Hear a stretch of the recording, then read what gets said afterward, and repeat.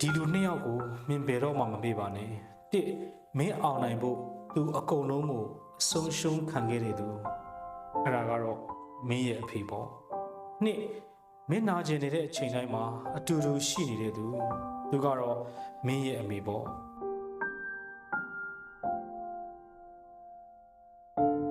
တခါတလေမှာဘဝကအဆင်ပြေတယ်တခါတလေမှာမျော်လင့်မထားတာတွေဖြစ်လာတယ်အရေးကြီးတာကတော့ပြဿနာကနေအခွင့်အလမ်းအဖြစ်ဘယ်လိုပြောင်းလဲရမလဲဆိုတာသိရှိခြင်းပဲ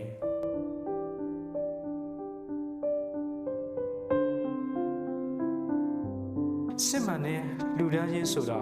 ဘာသာမရွေးလူမျိုးမရွေးကိုပေးကမ်းခြင်းကိုခေါ်တာ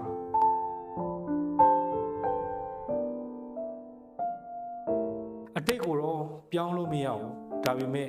happy ending ပါတဲ့ chapter အသစ်တစ်ခုကိုတော့စနိုင်တယ်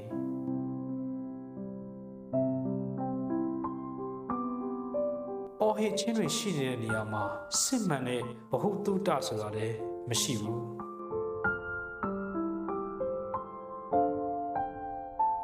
အောင်မြင်မှုလှပတဲ့မျက်နှာနဲ့တောင့်တင်းတဲ့ခန္ဓာကိုယ်လိုအပ်ပါဘူးလိုအပ်တာကကျွမ်းကျင်မှုပြည့်တဲ့စိတ်နဲ့လုံနိုင်တဲ့စွမ်းရည်ပဲ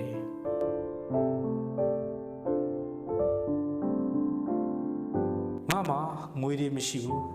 ကြောင်းမြတ်ရတနာတွေလည်းမရှိဘူးဒါပေမဲ့ကြီးမားတဲ့နှလုံးသားတစ်ခုတော့ရှိတယ်ငါဟာငါရှိကြတဲ့ပြောပါတယ်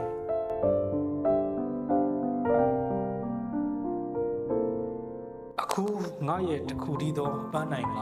ပျော်ရွှင်ဖို့ဆိုတာပဲ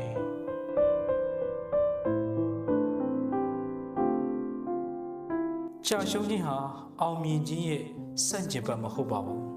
အောင်မြင်ခြင်းရဲ့တစ်စိတ်တစ်ပိုင်းပါ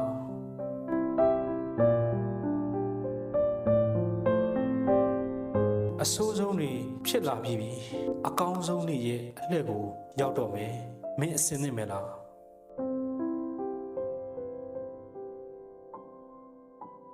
မှတ်ထားရမှာကဒီနေ့ဆိုးတဲ့နေ့တစ်နေ့ပဲဒါပေမဲ့ဆိုးတဲ့ဘဝတစ်ခုမဟုတ်ဘူးနော်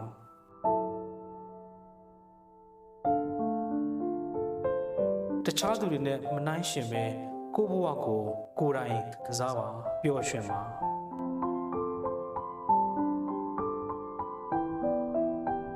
ညတိုင်းမအိပ်ခင်မှာလူတိုင်းကိုခွန့်လွတ်ပါတန်ရှင်းတဲ့နှလုံးသားတစ်ခုနဲ့အိပ်ပါ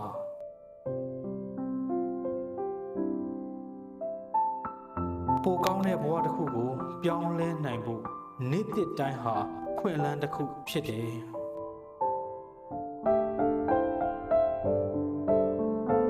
ငြိမ်သက်ခြင်းဟာအကြီးမားဆုံးစွမ်းအားပဲ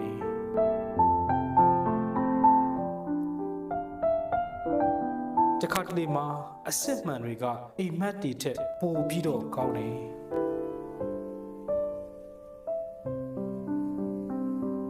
ကိုထင်တာတွေအားလုံးကိုမယုံပါနဲ့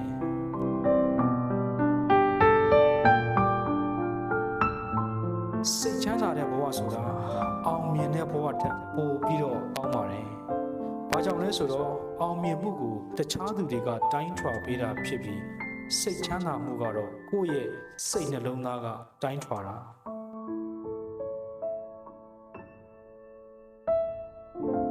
ဒါကတော့ကျွန်တော်ရဲ့လူငယ်တွေအတွက်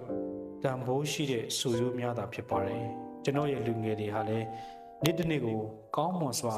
ကျော်ဖြတ်နိုင်ပြီးတော့တာယာလှပတဲ့ဘဝတွေကိုရဖို့လည်းကျွန်တော်ဆုတောင်းပေးပါတယ်ကျွန်တော်ကတော့ကိုညာလင်းအောင်ပါ